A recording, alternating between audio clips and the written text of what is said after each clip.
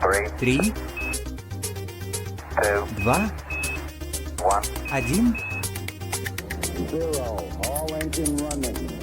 Liftoff. We have a liftoff. In this video series we are going to explore all the commonly presented evidences to prove that the Apollo missions were a hoax.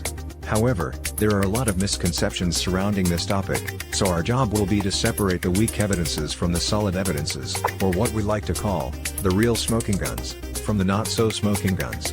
So join us now on this adventure, as we go into the lies which NASA has told, in order to cover up the truth which they are trying to hide from us. Tranquility Base here. The Eagle has landed. And I mean, NASA's tentacles are far-reaching. I know I read reports where people would say that we had radio operators 50 years ago monitoring the transmissions between NASA astronauts and, of course, Houston. Now, I think most people, or a lot of people anyway, would agree when I say that if NASA wants you to hear those transmissions, you'll hear them. Otherwise, you're not going to. And I always found that a very weak argument on their point. Actually, I've done a lot of research on this subject. This is one of my specialties, actually. Each part of the ship was transmitting its signals at a different frequency, right? There was about, I think, a dozen different frequencies which different parts of the ships were transmitting. Those frequencies were actually coded. A non-coded frequency is called FM. As most people know, you have FM and AM radio, right? Yeah. So the non-coded frequencies were called FM, and the coded frequencies were called PM. So what that means is there was two sets of frequencies, one coming out and one coming in, and unless you knew the certain combination, you wouldn't be able to tap into that. So the normal public was only able to tap into the FM frequencies, okay? This is the first thing you need to know. Second thing you need to know is a ham operator would have no idea where those frequencies were coming from. They have no idea whether that signal was from a ship in low Earth orbit or a ship which is actually on the way to the moon. There's no way of knowing that with a ham radio, okay? Yeah. Now, in order to know where the actual ship is, you need to have what's known as a Doppler radar. The police check your speed with a Doppler camera, right? So in the 1960s, Doppler radar was not available to the public. No mad scientist could go to a Radio Shack and buy the equipment needed to build a Doppler radar camera. This kind of Doppler radar was only available for the military. And NASA had actually taken steps to prevent in case some mad scientist was able to get his hands on a Doppler radar. If some mad scientist had actually built himself a Doppler radar, in order to track the craft, he would actually have to go to where the NASA radars are, and he would have to set up his radar almost the same vicinity and the same direction pointing and NASA had actually blocked off a perimeter around the radar dishes where nobody could get in, okay? The third point which I would like to mention about this, in the past, if you used to look at Wikipedia, okay, Wikipedia has a famous page which they call third-party evidence for the moon landings, right? Yeah. They love this page, and most of it is nonsense because most of it is not third-party evidence, It's not. It's just puppets of NASA.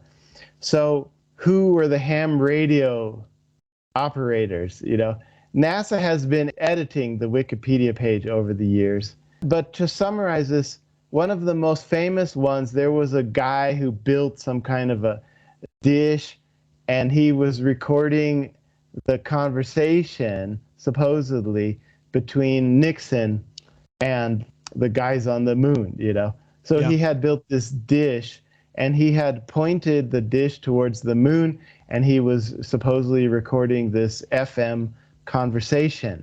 Now, the thing is, he only was able to record 45 minutes of the conversation, okay? And why was that? Because the conversation was not taking place on the moon. The conversation was taking place in a ship that was in low Earth orbit. So it took 45 minutes for it to pass from one horizon to the other horizon, where he was able to pick up the conversation. So actually, this is proof that they were not in the moon, you know. Otherwise, he could have just recorded many, many hours of this conversation. So basically, once he was out of line of sight, he was not able to pick anything up. But one thing that I've noticed, and just for the viewers out there, when it comes to the Han operators, I never see a full background on any of them. Like, they're not well-known names. And it just tells me that it's a creation. It's part of the fictional narrative. Yeah, like about 10 years ago, when I was looking for who were these ham operators, there was like an elementary school in England or something, and the teacher had a ham operator for the class. But now that's like gone. So they seem to be switching who these ham operators were. But anyway, a ham operator has a much larger field of view, right? Yeah.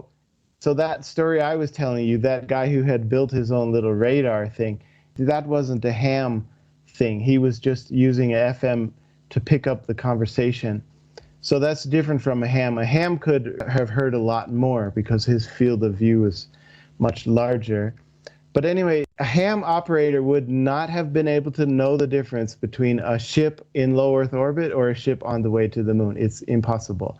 Whether it was a live or pre-recorded, it wouldn't have mattered, you know?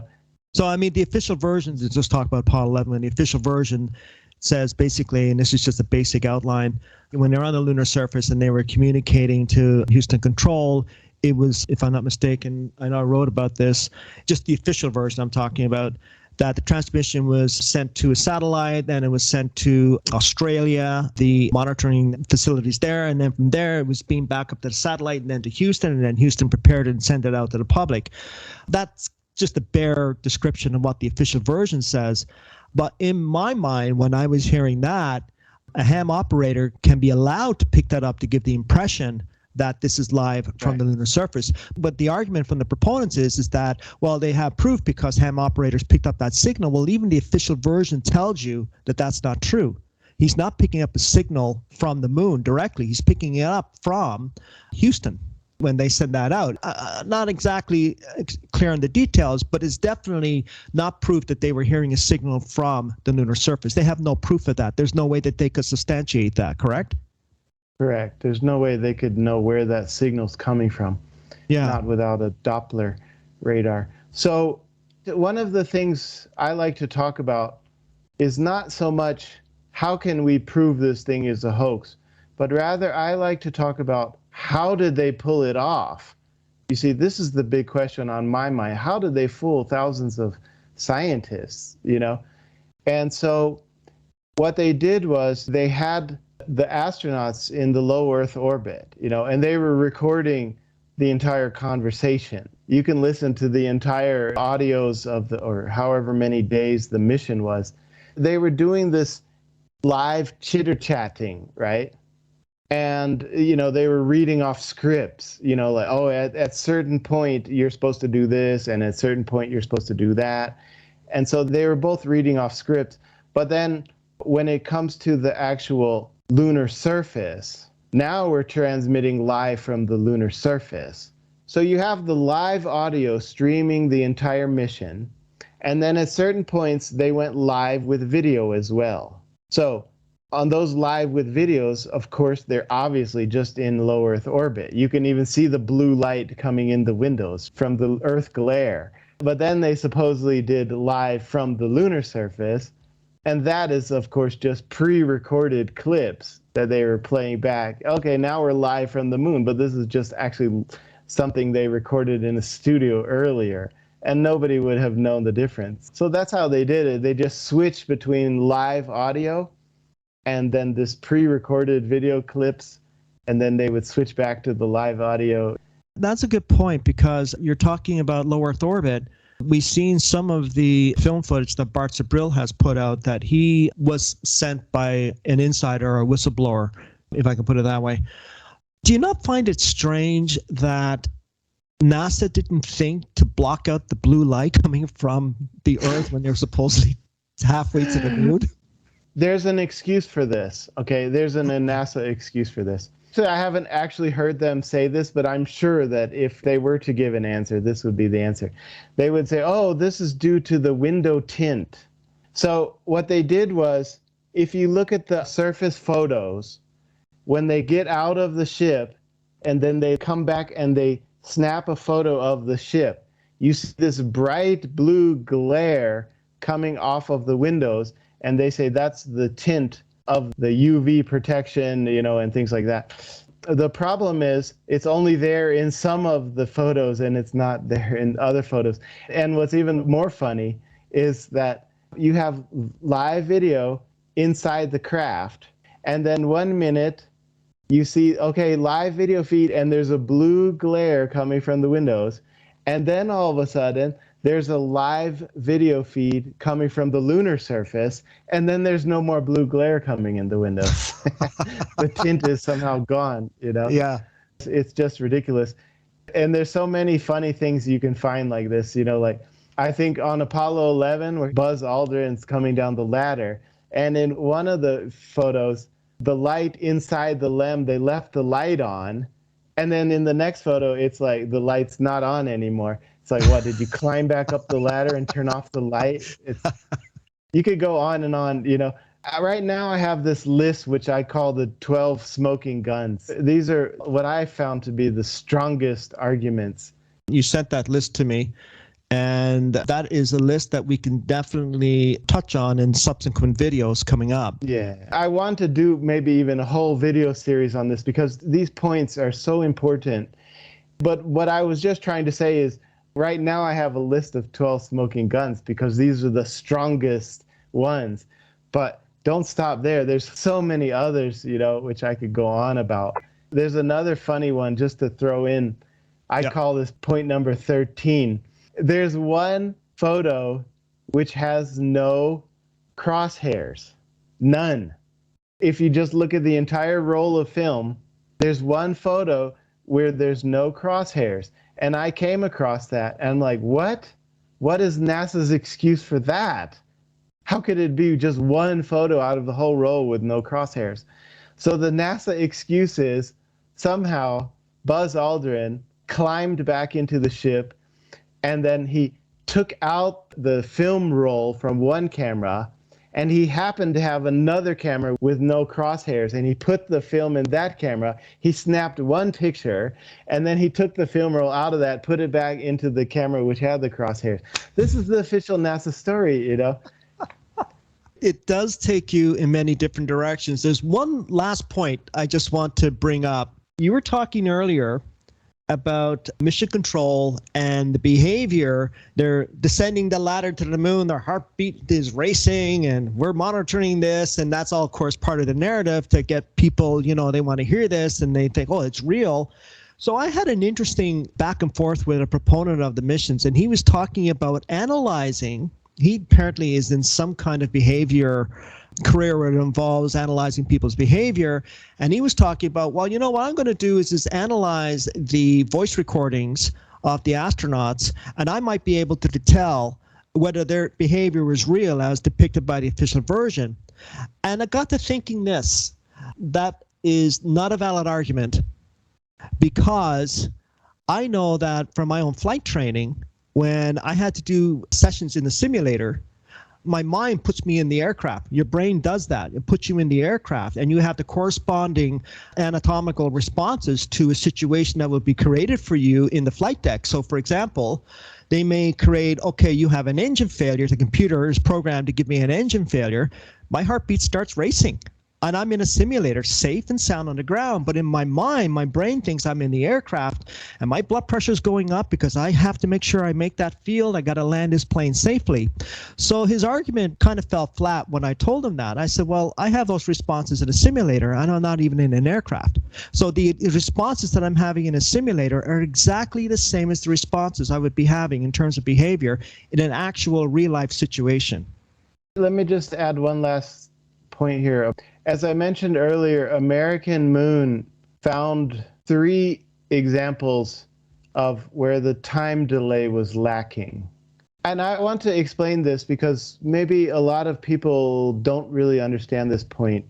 So the 3-second time delay has to come between when Houston says something and when the moon replies. It can only be there, you know.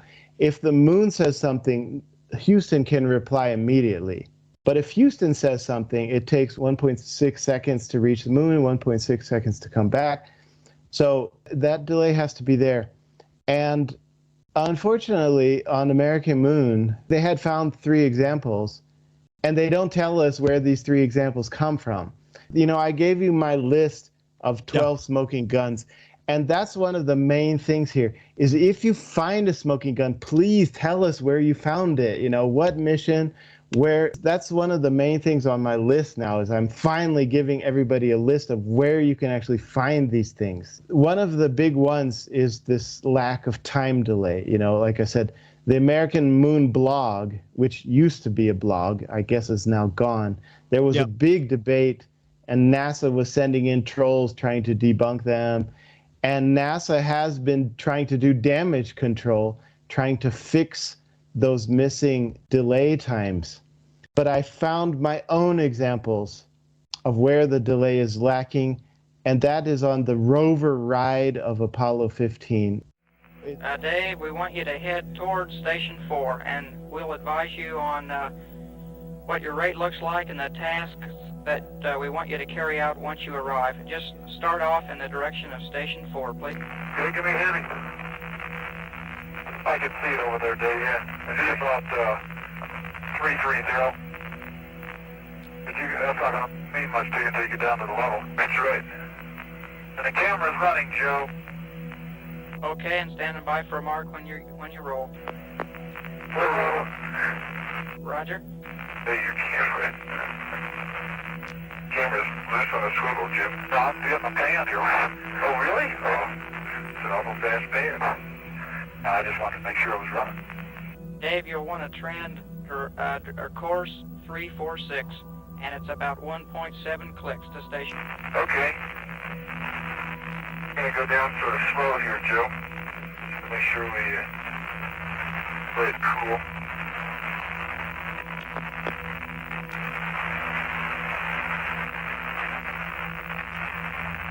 Well, I just have the camera running, Joe. Remind me to turn it off when it runs out of film. Yes, sir, I've got a hack. About half a mag on it. Roger. And you're running at 12 frames per second, I imagine. Yeah. Right. So we're going down sun, right? Yes, sir.